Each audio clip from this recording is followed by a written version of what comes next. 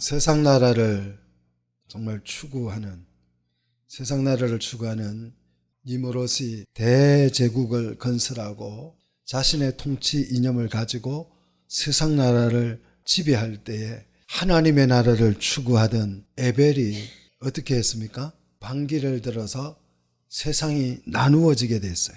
세상이 나뉘었더라. 세상이 나뉘었더라. 에벨에 의해서 세상이 나뉘었더라. 그래서 세상이 딱 나누어지니까 하나님의 나라를 추구하는 사람과 세상 나라를 추구하는 사람, 이렇게 50대 50으로 나뉘어졌습니다. 성경의 기록은 나뉘어졌다라고 그렇게 표현하고 있습니다. 그래서 이 셈이 그토록 에벨의 조상이 되고 싶어 했지요. 이 에벨의 조상, 셈이 그토록 에벨 모든 자손들의 조상이 되고 싶어 했던 그 에벨의 이제 후손에 대해서 오늘 한번 살펴보려고 그래요. 도대체 하나님께서 어떻게 이 셈의 후손을 축복하셔서 이 하나님의 나라를 추구하는 이들이 어떤 복을 받고 살았는지, 이 셈의 족보를 통해서 우리가 그것을 살펴볼 수가 있습니다. 자, 10절을 보시면 셈은 홍수 2년 후 100세의 셋째 아들인 누구를 낳았습니까? 아르박삭을 낳았어요. 2년 후에 낳았어요. 홍수 후 2년 후에. 셋째 아들 아르박삭을 낳았다라고 한다면 우리가 유추해 볼 수 있어요. 셈은 방주 안에서 출산을 했을까요? 안 했을까요? 했을 가능성이 높아요. 연년생으로 낳아도 셋째니까 이 아이가 2년 후에 아르박삭을 낳았으니까 방주 안에서 아마 장남을 낳았을 것입니다. 아무튼 뭐 중요한 것은 아니고 이렇게 해서 500년을 지내며 셈은 자녀를 낳았어요. 그리고 12절을 보시면 아르박삭은 35세에 누구를 낳았습니까? 셀라를 낳았습니다. 이 셀라 역시 403년을 지내며 자녀를 낳았고 14절 셀라는 30세에 에벨을 낳았어요.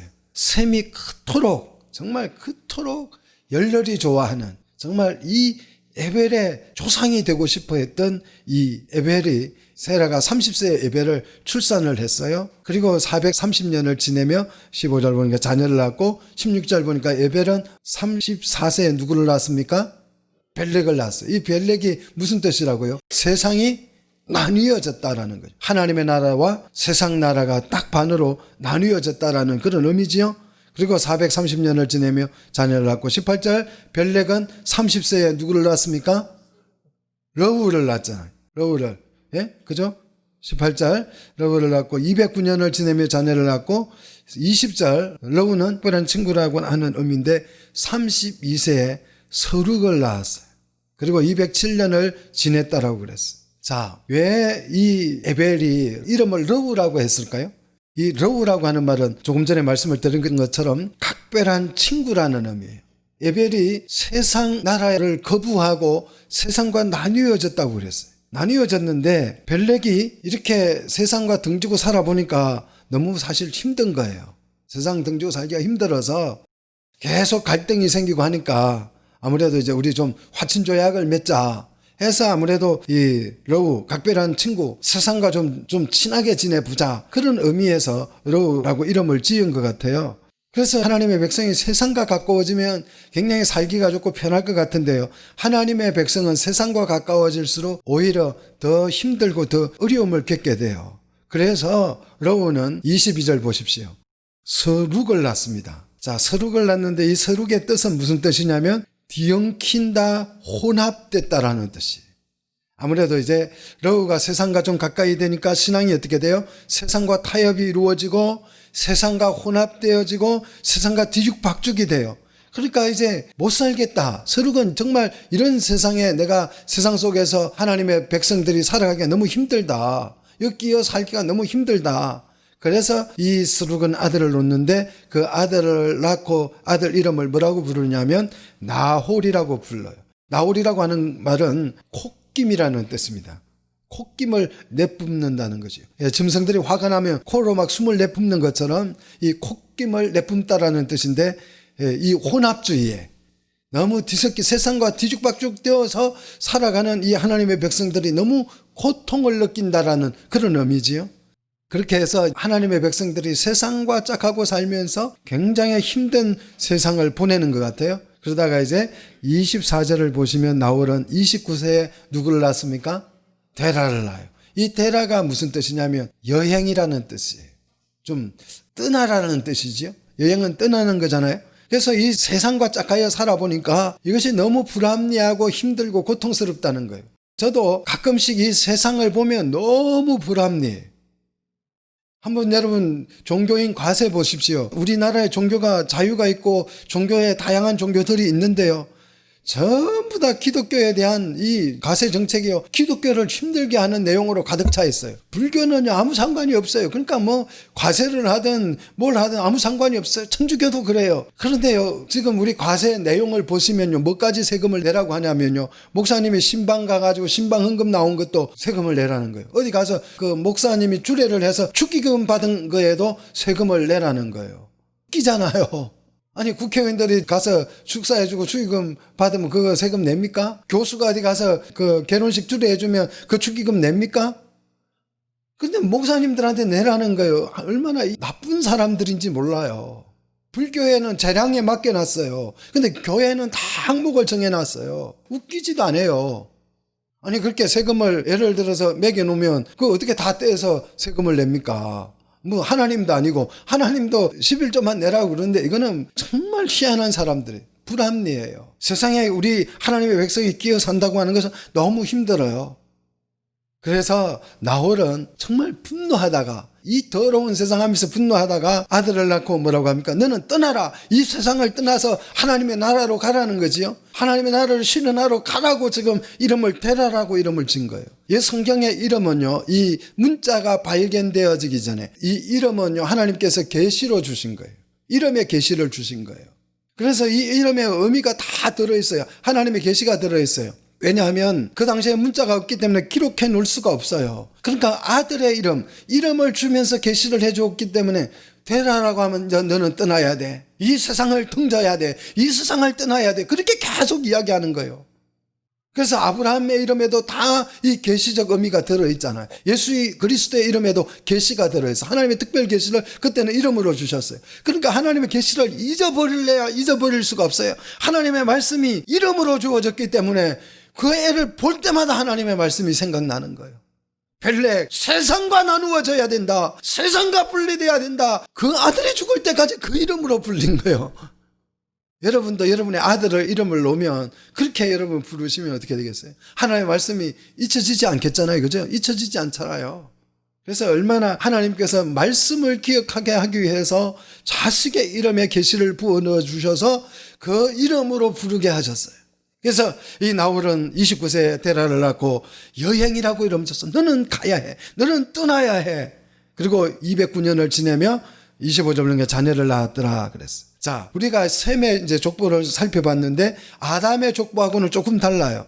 아담의 족보는 몇 세까지 살고 뭐 했더라? 죽었더라. 그런데 여기는 보니까 자녀를 낳았더라. 이렇게 끝나요. 생명을 출산함으로써 족보가 늘 문장이 마감되고 있어요. 아담의 족보는 죄로 인해서 사망을 선고했다라고 한다면 셈의 족보는 생명을 강조하고 있어요. 아무튼 이렇게 해서 축복으로 이 셈의 후손이 시작되었어요. 그래서 제가 뭐 이 셈의 지금까지 데라까지의 연도를 정확하게 계산해 보지 않았지만 대충 어림잡아 계산해 보면 한 500년이 흐릅니다. 셈에서 데라까지 오는데 한 500년까지를 이렇게 살펴보니까 축복을 받았던 셈의 그 끝자락에 누가 달려 있어요? 데라라고 하는 사람이 달려 있는 거예요. 이 데라라는 떠나야 된다. 그런 의미로 이 데라라고 하는 인물이 달려 있습니다. 이 데라는 평생 살아가면서 나는 가야 해, 떠나야 해. 그렇게 계속해서 자기 이름을 쓸 때마다 그 생각을 하고 살았습니다. 하나님의 말씀에 순종해서 우리는 세상을 등지고 하나님의 나라를 꿈꾸며 그 나라를 추구하며 그 나라를 바라보면서 가야 해. 이렇게 생각하고 자기의 이름을 부르고 쓰고 했다는 거예요. 그래서 26절 보시면 셈의 자손의 종합적 결론. 데라는 70세에 누구를 낳아요? 아브라함을 낳아요. 아브라함은 무슨 뜻이에요? 고귀한 아버지라는 뜻이에요. 너는 떠나서 새로운 조상이 돼야 한다 하면서 데라가 아들의 이름을 아브람이라고 그렇게 불렀습니다. 그리고 그 다음에 아들을 나홀이라고 불렀어요. 같은 이름이죠. 앞에 누가 나홀이라고 이름을 짓습니까? 서룩의 아들 나홀이 있는데 그 나홀 말고 이 데라의 아들 나홀이 나와요. 이 역시 콧김 분노라는 의미죠. 그 다음 아들은 하란이죠. 하란이라고 하는 이름의 뜻은 바짝 마른 산지에서 사는 사람, 그런 의미예요. 자, 그래서 이 테라를 보니까 테라가 세 아들을 낳았습니다. 지금 우리는 축복으로 시작한 셈의 자손의 결과를 지금 우리 눈으로 직접 확인을 해보고 있는 것입니다. 이 결론, 하나님께서 창대케 하리라고 하는 그 축복을 받고 시작한 테라의 이 후손의 그 결론을 여러분 눈으로 확인해 보니까 이 결론이 어떻습니까? 좀 마음에 드십니까? 이성계는요 500년 동안 나라를 세워서 통치해 묵었어요. 500년 동안 이성계가 해군해가지고 나라를 세워서 500년 동안 왕으로 살았다니까요. 미국은요 지금 미국 역사가 몇 년 정도 됐습니까? 한 240년 정도 됐잖아요. 240년 만에 영토가 세계 3위예요. 영토 면적이 인구도 3위예요. 그리고 GDP가 세계 1위입니다. 240년 만에 이 정도 돼야 우리가 하나님께 좀 축복을 받았다 이렇게 말할 수 있는 거 아닙니까? 개척을 타가면 몇 년 만에 몇백 명 모여야 예배당도 짓고 해야 내가 하나님 축복 받았다 그럴 수 있지. 10년 지나고 20년이 지나도 그냥 맨날 이 모양으로 있으면 무슨 축복 얘기를 할 수 있겠어요. 그죠? 예.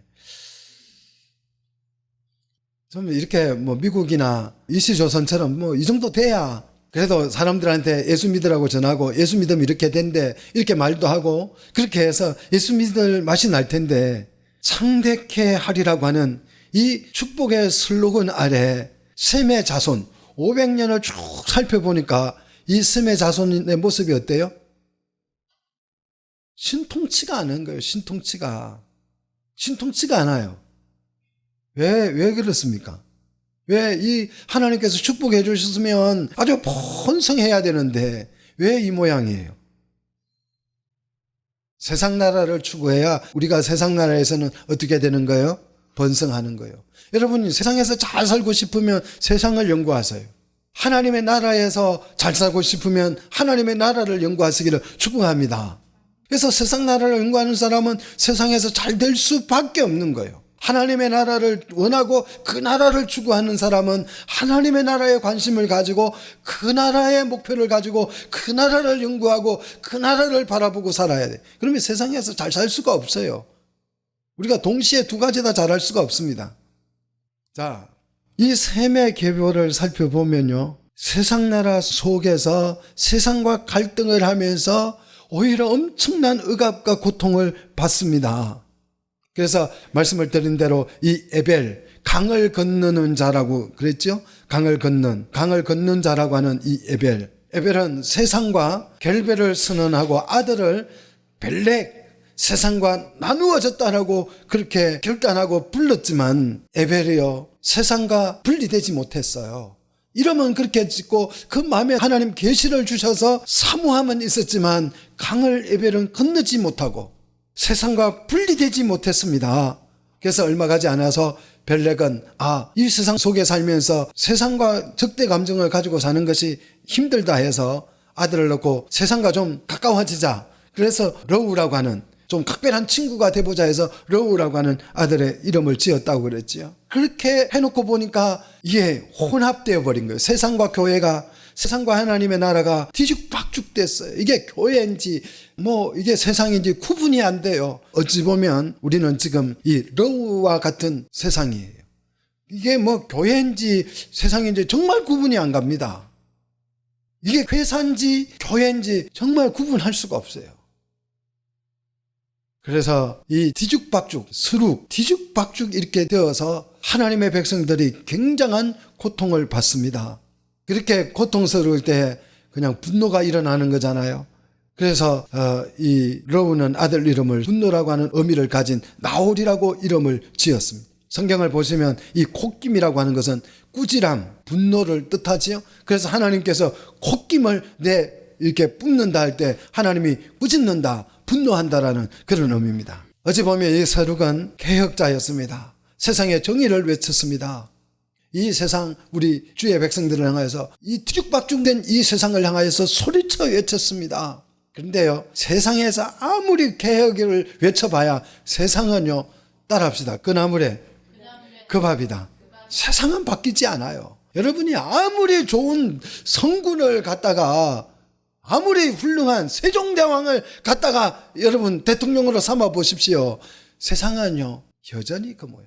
그 사람이 안 해먹으면 딴 사람이 해먹어요. 대통령이 안 해먹으면요 딴 사람이 해먹잖아요. 그 뭐 노처녀 대통령 시켜놓으니까 뭐 처자식 아무것도 없어요. 자식도 없어요. 가족도 없어요. 이 사람은. 그러니까 뭐 부를 축적할 이유도 없어요. 그러니까 누가 해먹어요? 이상한 시리가 와가지고 다 해먹어버렸어요. 아무리 여러분 세상에서 막 세상을 뒤집어 엎자고 해도 그 나물에 그 밥이 안 되는 것입니다. 그때서야 나홀이 깨닫습니다. 아, 세상과 결별하는 수밖에 없구나. 세상을 떠나야만 되는 거구나. 그때 깨달아요. 그래서 나홀은 에벨의 소망대로 강을 건너기로 마음을 먹습니다.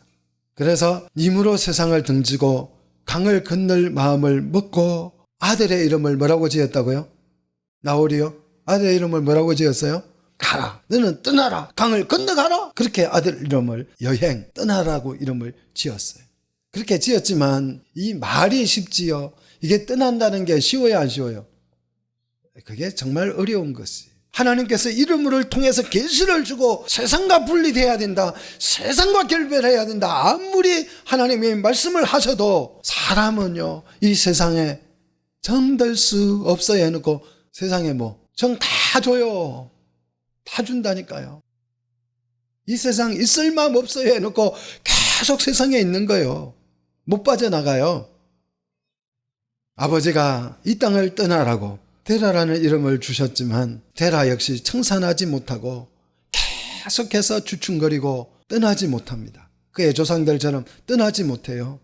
이렇게 떠나지 못하고 머뭇거리는 동안 이제 데라의 또 계보가 시작이 되는데 27절 보십시오.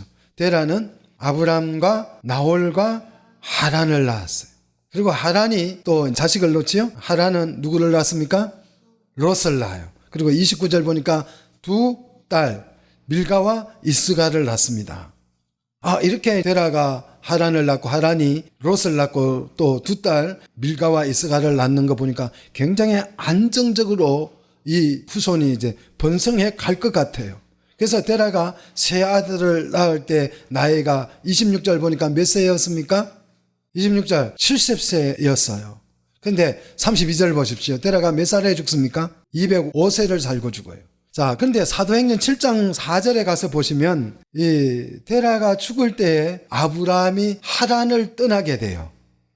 데라가 죽을 때 아브라함이 하란을 떠나게 되는데 이제 가나안 땅으로 떠나게 되는데 아브라함이 가나안 땅을 떠날 때의 나이가 몇 세입니까?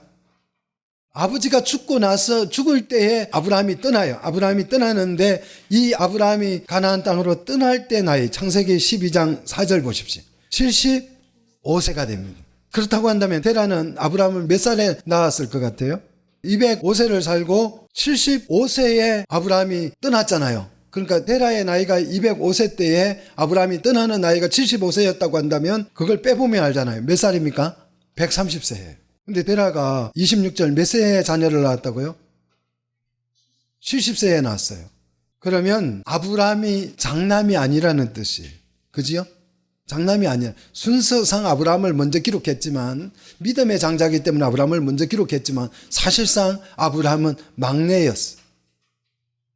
하란이 결혼을 한 것으로 봐서 장남인 듯해요. 데라가 70세에 하란을 낳고 130세에 아브라함을 낳았습니다. 그러면 이 하란과 아브라함의 나이 차이는 약 60세가 됩니다. 60세 동안 60년 동안 세 아들 고장 놓은 거예요. 이 데라의 자손이 정말 너무너무 귀한 집안이. 그러니까 20년에 하나씩 노니까 자손이 그냥 번성하지 않는 집안이라는 것을 우리가 알 수가 있습니다. 가물음에 콩나듯이 하나씩 드문드문 나오는 거예요.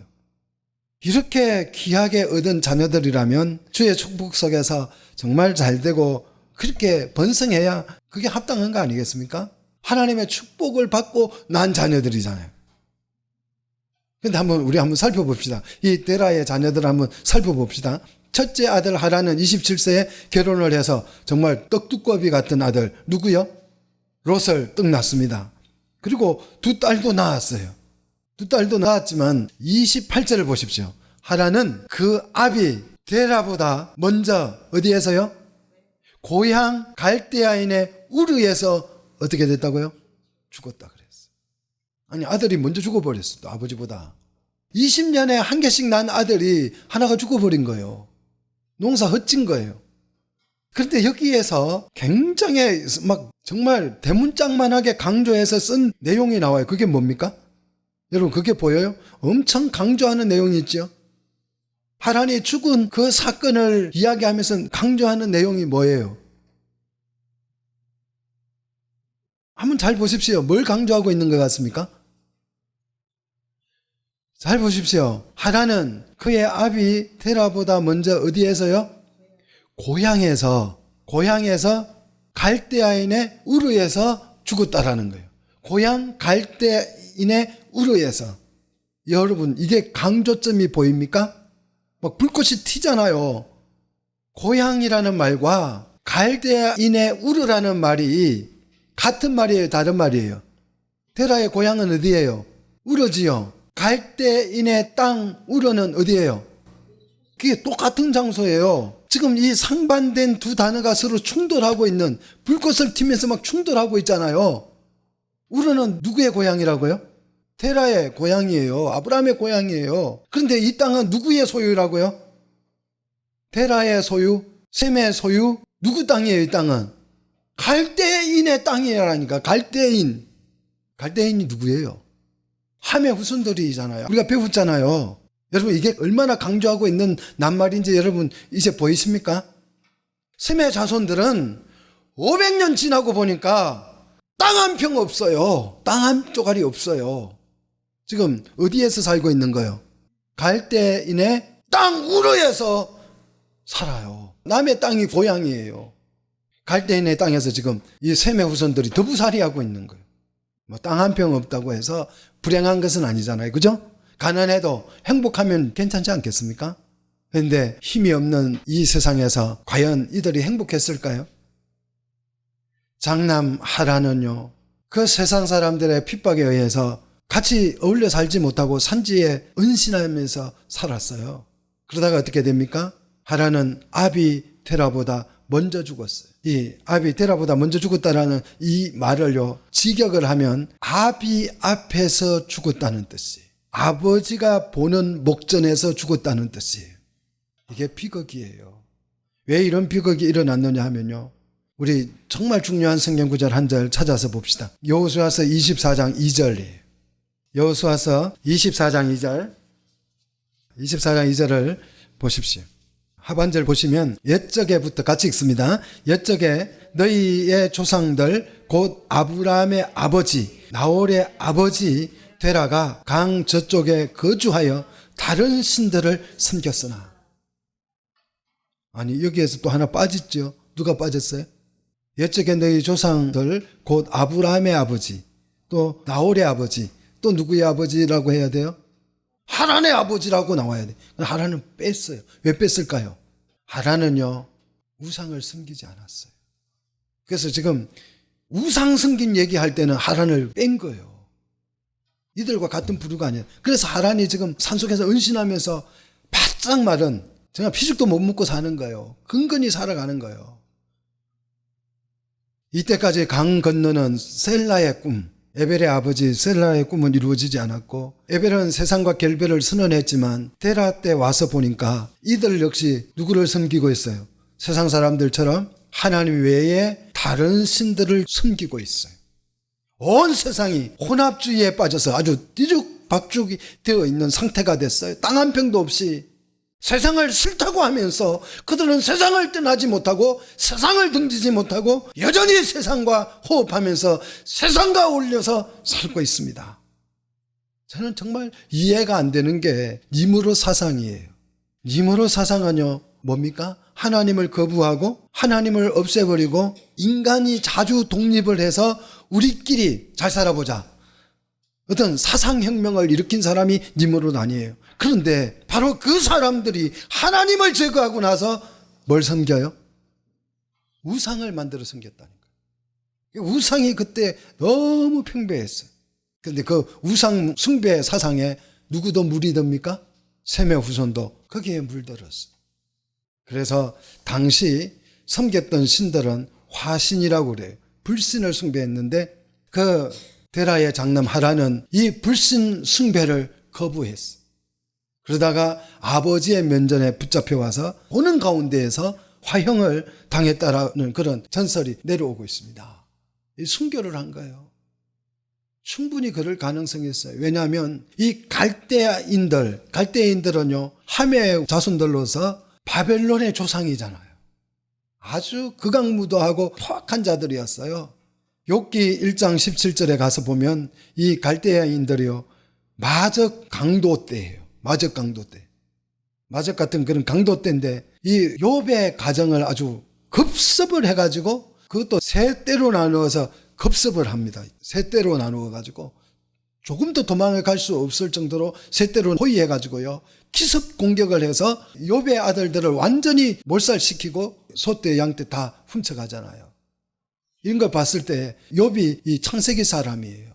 그러니까 하란은 이 갈대인에 의해서 불태워 죽은 거예요.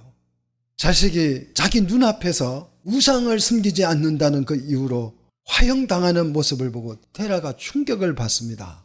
엄청난 충격을 받고 나의 아버지가 그래서 이 땅을 떠나라고 나에게 이름을 데라라고 지어주셨구나. 그것을 이해하고 이제 드디어 데라가 가솔들을 데리고 떠나잖아요. 세라의 꿈, 이 에벨, 강을 건너는 꿈이 실현으로 이제서야 옮겨져요. 이렇게 수백 년 후에야. 그래서 에벨의 꿈인 이 벨렉이 실현됐습니다. 니므로 세상을 등지고 그들이 이제 가나안을 향하여서 가고자 했습니다. 31절 가나안을 향하여서 출발을 하지요. 우리 편에서는 데라가 떠난 것인데 사실 알고 보면 추방당한 거지. 아들을 죽이니까 어쩔 수 없이 우리 이러다가 두 아들도 잃겠다 싶어가지고 데라가 어쩔 수 없이 눈물 머금고 부득이하게 떠난 거예요. 어제 보면 출국 조치당한 거예요. 하란의 죽음으로 인해서 데라는 비로소 니므롯 세상을 청산할 수 있었어요. 이 희생이 있고 난 뒤에야 데라가 움직일 수 있는 거예요. 사랑하는 성도 여러분, 하나님의 말씀이 주어졌을 때 그냥 여러분 순종하시기를 축복합니다. 꼭 이렇게 하란이 죽을 때까지 기다렸다가 하지 마시고요. 하나님의 말씀 따라 먼저 여러분 순종하는 그런 믿음을 갖기를 주의 이름으로 축복합니다. 자, 이렇게 해서 하란은 순교를 당했습니다. 그러면 나머지 두 아들은 어떻게 되느냐? 29절을 보십시오. 아브라함과 나홀도 이제 장가를 갑니다. 아브라함의 아내는 사레라고 했습니다. 사레는 왕비라는 뜻입니다. 그런데 이 사레는 누구냐 하면 창세기 20장 12절을 보니까 나의 이복누이다 그랬어요. 그러니까 데라의 아브라함의 어머니가 일찍 죽고 데라는 새 아내를 얻었는데 거기에서 난 딸이 사레예요. 그래서 이복누이와 결혼을 하지요. 그리고 나홀의 아내는 밀가라 그랬어요. 여왕이라는 뜻인데 형의 딸이지요. 형의 딸이니까 조카잖아요. 그죠? 나홀은 조카와 결혼을 해서 이 나홀이 굉장히 번성을 합니다. 그래서 나홀 성의 성주가 돼요. 이 사람이 나홀 성을 이루는 성주가 됩니다. 나홀은 조카와 결혼해서 나름 어떻게 크게 성공을 했어요. 그래서 이 나홀은 어디에 거주합니까? 하란 땅에 거주를 해요. 그래서 나홀이 하란 땅에 거주하여서 거기에서 메소포타미아 문명을 나홀이 일으키는 주인공이 됩니다. 그리고 그 땅 이름을 하란이라고 불렀어요. 하란은 누구의 이름이에요? 장남의 이름이잖아요. 그래서 이 나홀이 굉장한 사람이잖아요. 자기 형의 이름을 따서 이 나홀 그 지역을 하란이라고 이름을 붙여준 거예요. 그게 지금까지도 지금 하란 하는 것입니다. 하지만 이 나홀은요, 우르에서 떠나서 하란까지는 왔지만 우상을 완전히 벗어나지 못합니다. 갈대인의 땅에서 가나안까지 가려고 그래요. 가나안은 약속의 땅으로 하나님 지시하는 땅이 되는 거죠. 그런데 그 중간에 어디가 있습니까? 하란에 있어요. 세상과 하나님의 나라의 중간에 뭐가 있다고요? 하란이 있는 거예요. 나홀은 이 중간 지대에 살았습니다. 그래서 이 나홀은 우상을 벗어나지를 못해요. 야곱이 바담 아람 외삼촌 집에서 나홀의 집에서 이제 살다가 다시 고향으로 돌아올 때에 처자식을 데리고 올 때에 라헬이 훔쳐가지고 오는 게 있죠. 아버지 걸 훔쳐오죠. 그게 뭐예요? 드라빔. 주먹만한 드라빔이에요. 이게 뭐냐면 우상이에요. 우상, 신주 딴지 같은 거예요. 그걸 훔쳐서 라헬이 가지고 나오잖아요. 그래서 창세기 35장 2절에 가서 보면 베델로 올라갈 때에 이 이방 신상들을 야곱이 다 정리해서 묻어버리잖아요. 이 우상이라고 하는 것은요, 끝까지 죽을 때까지 이게 따라 붙어요. 지금도요, 많은 그리스도인들이 돈이 우상이 돼가지고 돈을 숭배하고 있잖아요. 이거 버리기가 굉장히 어렵습니다. 나홀은 하란에 정착해서 세상 나라와 하나님 나라 중간에 살면서 대단한 성공을 거두었어요. 이쪽도 누리고 저쪽도 누리면서 대단한 부를 얻었는데 우상을 버리지 못하는, 신앙이 정확하지 못한, 그러니까 세상도 즐기고 하나님의 나라도 맛보고 이렇게 하면서 그냥 중간에서 그렇게 사는 거예요.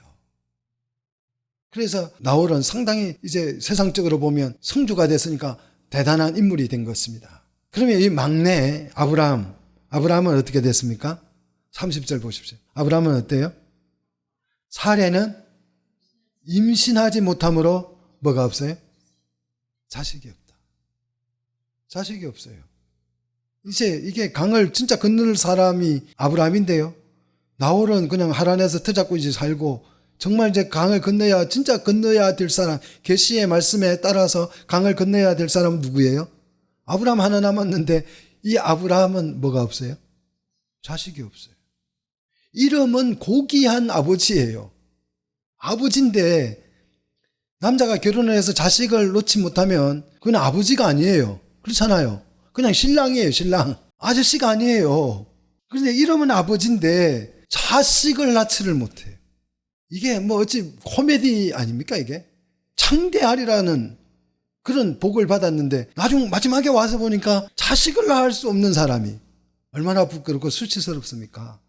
이것이 하나님의 백성의 최종 결론이에요. 생육하고 번성하라고 했더니, 창대하라고 했더니 아내가 임신을 하지를 못해. 임신 못하는 여자와 만나게 된 거예요. 데라의 소망 아브라함, 고상한 아버지. 데라의 신앙적 갈망, 믿음의 조상. 그걸 원하고 그걸 기도하면서 지금까지 말씀에 순종해 왔는데 와서 보니까 며느리가 불임이에요. 여기서 우리는요, 절망을 할 필요가 있어요. 절망이 나쁜 것만은 아니에요. 절망을 할 필요가 있어요. 라멕 같으면, 가인의 후손 라멕 같으면 어떻게 해요? 아내 하나 더 얻으면 돼요. 그렇잖아요. 간단하잖아요. 아내 하나 더 얻으면 되지. 내 아내가 자식을 못 낳으면. 그럼 간단하게 해결되잖아요. 하지만 이 다처제가 하나님 뜻입니까? 아닙니까? 아니에요. 다처제, 한 남자와 한 여자가 합하여서 생육하고 번성하라 그랬어요. 그런데 30절, 사례는 임신하지 못함으로 자식이 없었더라. 그래서 절망하는 것입니다. 이 절망이 있기에 우리는 누구를 바라볼 수 있어요? 하나님을 볼 수 있는 거예요. 이때 이 절망 속에서 비로소 하나님이 보이는 거예요. 내가 그냥 잘하면, 내가 열심히 하면 되겠지. 안 돼요. 열심히 해도 안 돼요. 이 절망에 부딪히잖아요. 금방 부딪히잖아요. 그래서 그때 비로소 하나님을 바라보고 하나님께 간절한 소망을 거는 거지요. 이 간절한 소망은 절망 속에서 피는 꽃입니다. 데라는 이 소망을 붙잡고 드디어 갈대인의 땅을 청산하고 온 가족을 데리고 가나안 땅을 향하여서 자신의 이름대로 여행을 떠납니다. 자, 31절 우리 한 번 더 같이 읽겠습니다. 데라가 그 아들 아브람과 하란의 아들인 그의 손자 롯과 그의 며느리 아브라함의 아내 사라를 데리고 갈대아인의 우르를 떠나 가나안 땅으로 가고자 하더니 하란에 이르러 거기서 거류하였으며. 한번 보십시오. 데라가 그의 아들 아브라함과 하란의 아들인 그의 손자 롯과 그의 며느리 아브라함의 아내 사라를 데리고 갈대아인의 우르를 떠나 어디로 가고자 했다고요? 가나안으로 가고자 했어요. 근데 또 여기 이상하지요. 뭐 하나가 빠졌지요. 누가 빠졌어요? 나홀이 빠지잖아요. 성경은 정확한 것입니다. 나홀은 가나안 땅에 갈 마음이 애초에 없었어요. 세상 좋으니까 아버지가 가냐 하니까 기껏 따라 나온 게 어디예요? 하란이에요. 거기에서 세상하고 계속 교류하면서 불을 쌓았습니다. 그래서 메소포타미아 문명을 일으켰어요. 대단한 불을 얻은 것이에요. 데라가 갈 때는 이제 아브라함과 하란의 아들인 손자 롯과 그 다음 며느리 아브라함의 아내 사레를 데리고 갈대아인의 우르를 떠났어요. 그리고 가나안으로 가고자 하더니, 여러분 이 구절을 볼 때 참 초라해 보이지 않습니까? 아비 없는 자식, 손자, 롯과 불임인 며느리, 불쌍해 보이지 않아요, 데라가? 그나마 낳은 나홀은 따라오지도 않아요. 동조하지도 않습니다. 가나안 땅으로 가고자 하더니, 이것을 우리는 비전이라고 그러지요. 데라는 용감하게 떠났지만, 비전을 가지고 떠났지만 어떻게 됩니까? 32절에 데라는 나이가 205세가 되어 어디에서요? 하란에서 죽었어요. 끝까지 가지 못하고 하란에서 죽습니다. 데라는 가족을 이끌고 우르에서 나왔지만 가나안까지 못하고 하란에서 죽었어요. 여러분, 이 데라를 보면 누가 생각이 나요? 누가 생각납니까? 모세가 생각나잖아요. 모세가 애굽에 가서 이스라엘 백성을 데리고 어떻게 해요? 홍해를 건너서 가나안 땅으로 가고자 하더니 가지 못하고 어디서 죽어요? 어디서 죽습니까? 모세가 강야에서 너부산에서 죽잖아요. 이 데라 모습하고 똑같아요. 여러분, 구원받는 걸로 여러분 만족하지 마십시오. 세상에서 나오는 것으로 만족하지 마십시오. 우리는 어디까지 가야 돼요? 하나님의 나라인 가나안까지 들어갔어야 돼요. 중간에 중단하면 안 되는 거예요. 축복으로 시작된 셈의 계보를 정리해 봤더니 데라 때 와서 보니까 아비 없는 손자 롯과 자식을 낳지 못하는 아들 아브람, 이게 달랑났고 그들을 보고 거기서 끝내 꿈을 이루지 못하고 하란에서 데라는 죽었어요. 성도 중에는 세 종류의 성도가 있습니다. 하란 같은 성도가 있어요. 세상에서 세상과 맞서 순교를 하는, 정말 세상을 거부하다가 순교를 하는 하란과 같은 그런 성도. 또 나홀과 같은 성도가 있습니다. 세상과 적절하게 타협하면서 신앙생활을 하는, 그래서 대단한 세상의 성공을 거두는 중간떼기.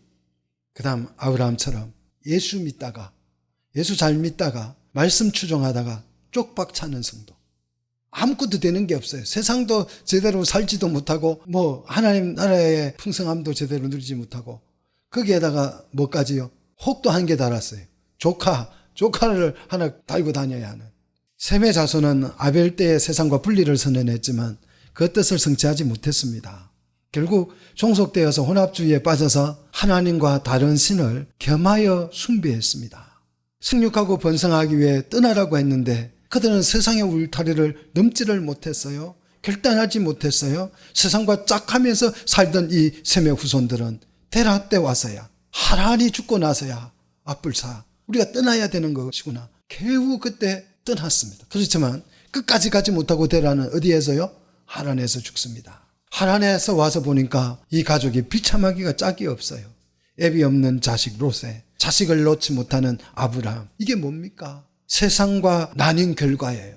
세상을 등진 결과예요. 세상을 거부한 대가입니다. 얼마나 볼품없습니까? 사랑하는 성도 여러분, 여러분은 지금 어느 쪽에 속해 있습니까? 세상에 속해 있습니까? 하나님 나라에 속해 있습니까? 니므롯의 편에 서 있습니까? 아니면 에벨 쪽에 서 있습니까? 아니면 나홀처럼 바벨과 에벨 사이에서 혼합주의로 살아가고 있습니까? 지금도 교회 안에는 이런 나홀과 같은 세상과 짝하면서 이곳저곳을 기웃기웃거리는 백성들이 얼마나 많은지 몰라요. 대부분의 성도들이 이런 모습으로 지금 살아가고 있어요. 저는 세상이 나뉘었다고 해서, 세상이 나뉘었다고 하니까 대문짝만하게 세상이 나뉘었다고 하니까 세상이 50대 50으로 나뉜 줄 알았어요. 그런 줄 알고 거기에 속아서 예수 믿는 사람들이 많잖아요. 50대 50으로 나뉜 게 아니에요. 나뉜 게 아니고 어찌 보면 추방당한 거예요.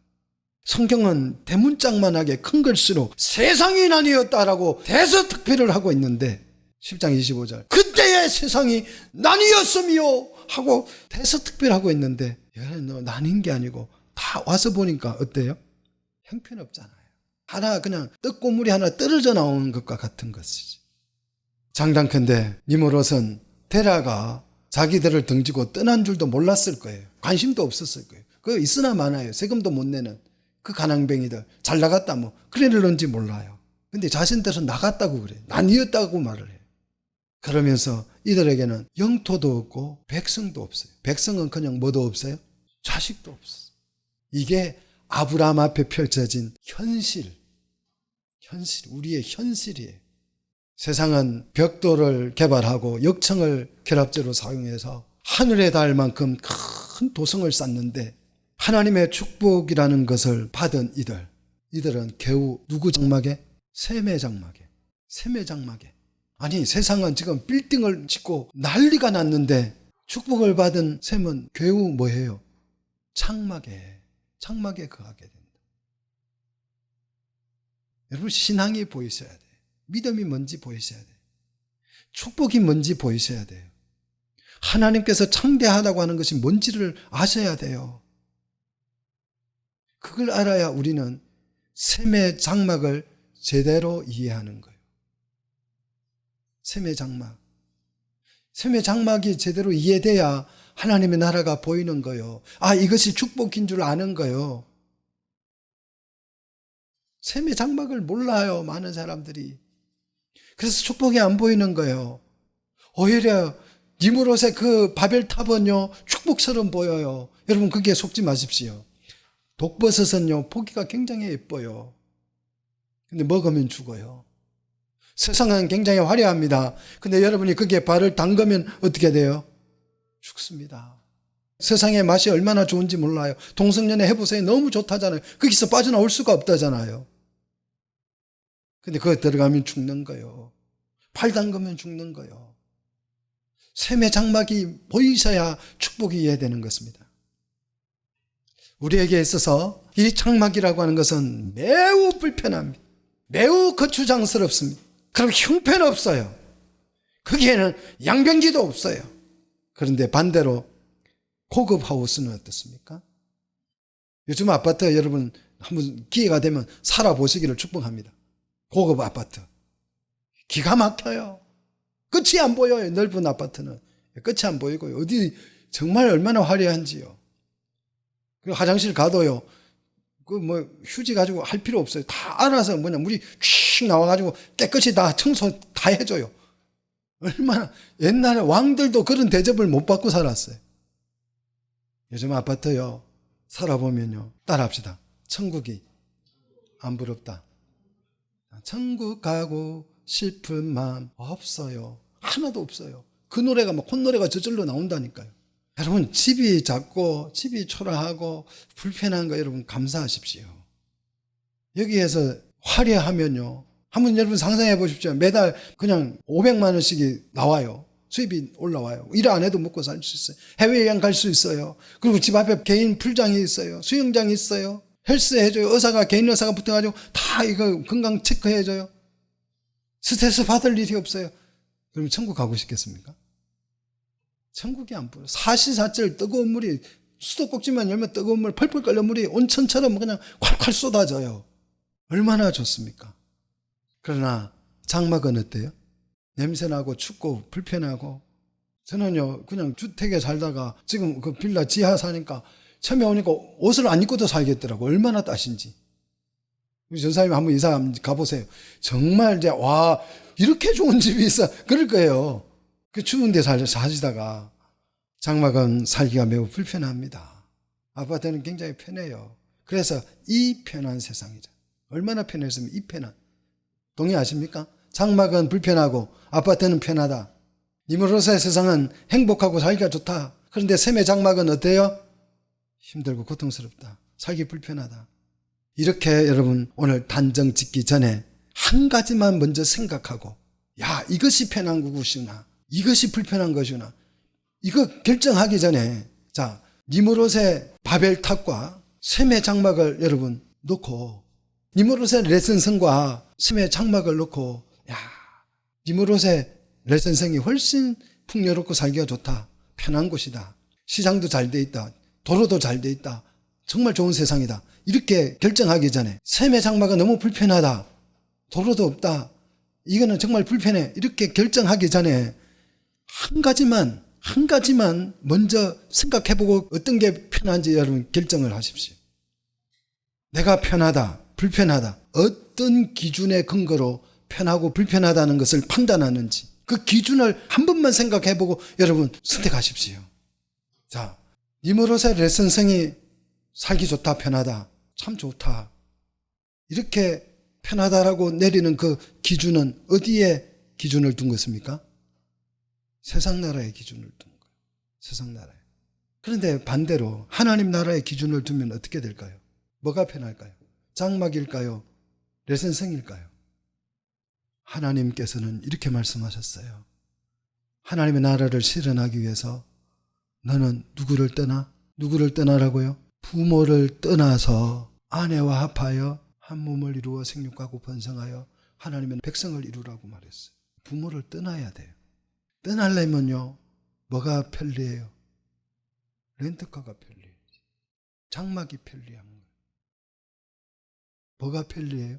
장막입니까? 레센성입니까? 장막이에요. 여러분이 기준을 세상에 두니까 이게 불편하고 불평등해 보이고 속상하고 쪽박찬 것 같고 그래요. 근데 하나님의 나라로 들어가려면요, 장막이 편한 것이, 이걸 아셔야 돼요. 아파트는 떠나갈 수가 없어요. 데라에게 갈대아인의 땅이 아니고, 데라의 고향이 갈대아인의 땅이 아니고 자기 땅이었다면 어떻게 그 땅을 버리고 갈 수가 있어요? 자기 땅이 아니니까 쉽게 떠날 수 있었던 거예요. 자기 땅이 아니니까 쉽게, 그것도 떠나지 못했는데 굉장히 고민하면서 떠났지만 그나마 떠날 수 있었다라는 거예요. 우리 관심에 하나님의 나라가 없기 때문에 참 이 세상 살기 좋다 이런 말이 나오는 거예요. 하나님의 나라를 경험해 보십시오. 그 나라의 꿈을 가지십시오. 내가 이 나라의 백성으로 살아가기 위해서, 그 나라를 실현하기 위해서 나에게 사명이 있어, 이런 마음을 가져보시면요, 장막이 훨씬 편한 것이. 님으로 세상에 여러분 연연해 하지 마십시오. 발목 잡히는 거예요. 물질을 너무 많이 쌓아두지 마십시오. 반드시 발목이 잡히게 돼 있어요. 그래서 하나님은 정말 하나님의 나라를 추구하는 그 진정한 축복이 뭔지 아브라함을 통해서 이제 다 설명할 거예요. 정말 창대하게 되는 그 축복이 뭔지, 샘의 장막에 거하는 그 축복이 뭔지, 그걸 아주 소상하게 아브라함을 통해서 실현해 보여주실 것입니다. 그래서 여러분 이 12장을 여러분 관심 가지고 한번 읽어보십시오. 그게 막 펼쳐지는, 얼마나 감사한지 몰라요. 샘의 장막에 거하신 하나님을 찬송하리로다, 이 찬양이 저절로 나오는 거예요. 그렇지 못하면, 이걸 발견하지 못하면요, 님으로서 그렇게 좋을 수가 없어요. 우리는 이게 뭐야, 왜 쪽박 찼어, 이 생각, 원망밖에 안 들어요. 진정한 하나님의 축복이 무엇인지를 아브라함을 통해서 발견하는 우리 성도들이 되시기를 주의 이름으로 축복합니다.